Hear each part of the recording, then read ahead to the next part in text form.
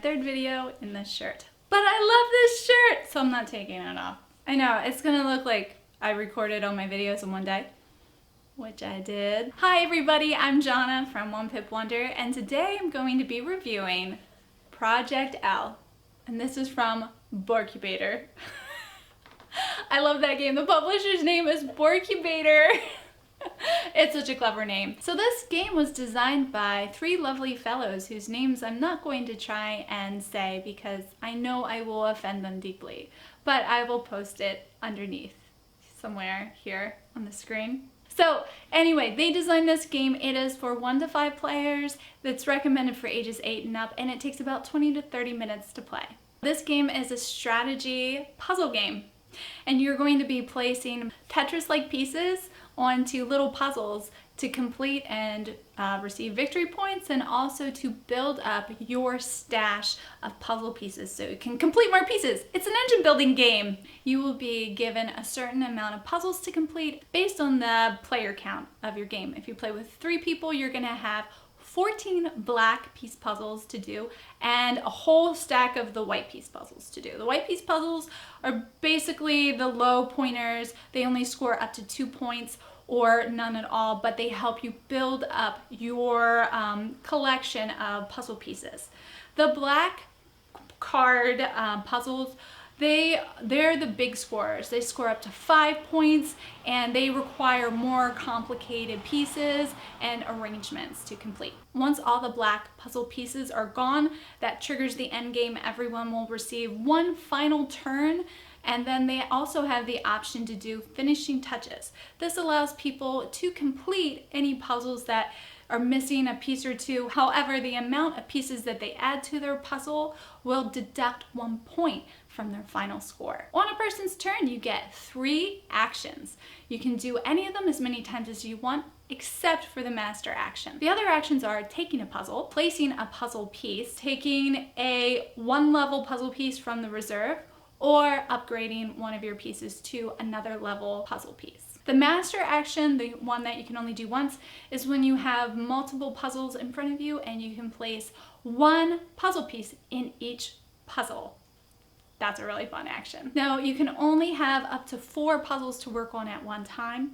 Once you've completed a puzzle, you immediately take back all the pieces that you used to complete it, return it to your personal reserve, and you will receive the victory points at the end of the game, and you also will receive a new puzzle piece to work with. Now that's the basic idea behind Project L. Right now I'm gonna show you some clips of what other people thought about it, and then I'll get back to you on my final thoughts. You played Project L with me a couple times. Did you have a first impression? I liked it. I liked it a lot. I like the engine building aspect. It feels like it's going to be a puzzly game, and it kind of is, but it's a good hybrid between like a engine building game and a puzzly game. And I think people that like either styles of games would find this one interesting. Feels unique. Yeah. Feels like definitely it doesn't just feel like a rehash of something else I've seen, even though they're Right. similar, even though like the shape thing has been done to death and engine building is not at all new. The way that they put them together was really smart. Did you like Project L? I did. Yeah? Would it be something that like you feel you could play over and over again? Yes, but probably not as like a main game. Probably. Were you recording? I hate to say the word filler because people go. No. Filler. Yeah. But I just feel like it's kind of a filler. Yeah. Because it would be a great starting game. Well, it's only or a like great, 20 like, minutes. We have 20 minutes left. Who wants to play a short game? But I'm not going to sit there and play it 5 times probably. But do I want to play it every game night? Sure, I'd have no problem playing it every game night. You know, that kind of thing. Yeah. For a while. I don't know. I don't think I could play it a whole bunch before it would feel too much the same. I think though that you could play with a bunch of different types of people as far as gaming levels or gaming experience. Rules are within 5 minutes, you know, so it's fast to teach. It's not hard to learn. Playing it, I didn't even need to look at the rules really, the reference sheet almost at all. It's that easy to pick it up and just play it. Cool. And it's pretty intuitive. My first impression was that I wanted it to keep going for a while because I was just getting the right pieces. Yeah. But then after I played it the second time, I didn't feel that way anymore. I felt like it was perfect. It was just the right amount of space, the right amount of time. My rating system on my channel is by pips. So would you give this game 1 pip or 6 pips? What's a pip?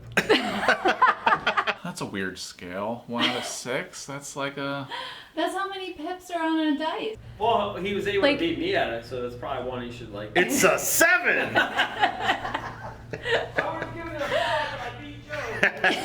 Like if it's a 1, it's like you would never buy it. I'd probably give it a 4.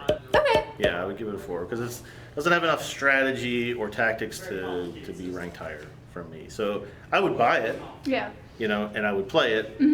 But it's not a 3 because I think it's above average. Honestly, it's Yeah. fun, it's short, and it fits that bill very nicely. I would give 5 pips because I really did enjoy it. It's not like I'm going to be playing the game every week. Right. I would get tired of it. But what game do you? Most games you don't play every week. Would you want to take this to someone who's never played a board game before? A modern board game? Yeah, I would definitely take this with someone. I think that's why I give it a 5 out of 6. Not because So it's so replayable. amazing, Yeah. but it's just because it's really enjoyable and enjoyable for a large swath of people. Like, I'm happy to have it in our collection, even though I don't think I would have bought it before playing it. If I would have just seen this game, I don't think I would have been like, it's just another polyomino game. How great could it be? I'm really glad that we had the chance to try this because I think it'll stay in the collection. Project L is a game that's right up my alley. I love competitive puzzly games, and this definitely fits right in that niche that I like. Player interaction is pretty minimal in this game, except for the fact that the other opponents, they're going to trigger the end game maybe before you want to, depending on whether they're taking white pieces or the black pieces. Because remember, there's only a certain amount of black pieces, and once they're gone, the game's gonna be over. That it controls the pace of your puzzle making. I like that it kind of bridges the abstract strategy type games, the visual puzzle games, with engine building. It does that really well, and it's light, it's easy, it's very eye-catching, very beautiful.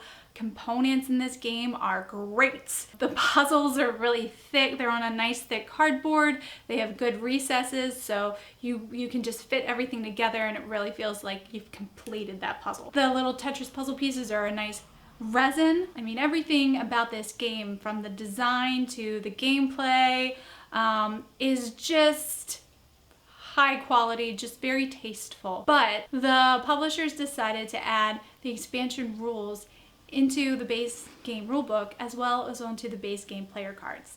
So there, if you look on the player card, you will see there's an action phase for a ghost expansion and an ambassador pack expansion, which didn't come with my game. I love the base game, and because I know what the rules are for the expansions, I'm like, well, it adds a 6th player, it adds a few more puzzles, it adds these like white puzzle pieces. They're not necessary. I really like the base game, and I would not have put out an extra, $15, $20 for those expansion upgrades because I like the base game. But because they chose to include the rules and everything, my game doesn't feel complete. It's weird. I just feel like it's kind of cheapened a little bit. Like, oh, I didn't get the expansion, so it's not the real game. It's not the full Project L experience. I messaged the designer, Michael, about this.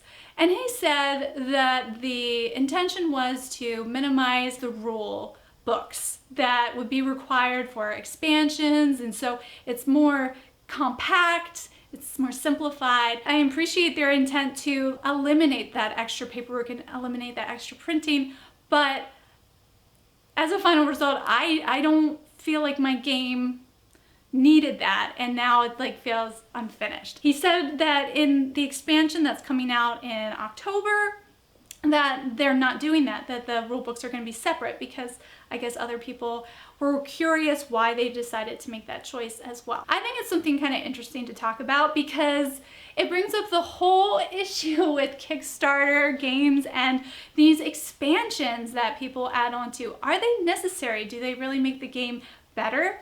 And if they do, should they not be included in the base game to make the game itself a complete game? Like, are you selling an incomplete game if the expansions aren't included and you're just getting a base game that's going to require expansions? Project L expansions aren't required whatsoever, but it still feels like they are because they were included in the base game.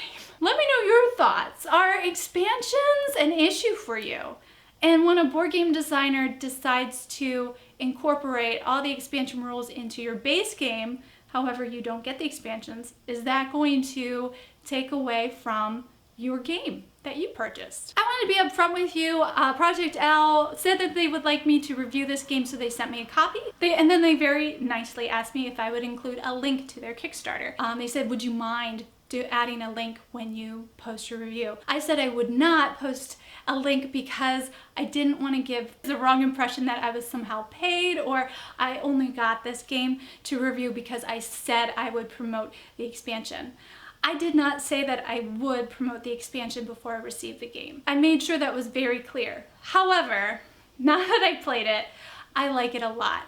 And if you like Tetris style games, puzzly games that are a little competitive, and engine style games, this is a great one. And I do recommend it. And if you want to get a copy, their Kickstarter is going to be in October. So just keep an eye open for that. I didn't have to say that, but I am, because I do really like this game. Thank you guys so much for watching this review. If you liked it, you don't have to give a thumbs up. Turn your screen off for a little bit and see what's going on outside in this big, beautiful world of ours. I hope you guys have a great day. Happy gaming, and I'll see you in the next video.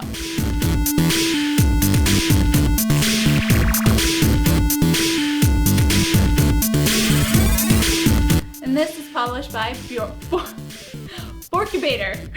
Played. And you're going to be placing hologram? Am I saying it right?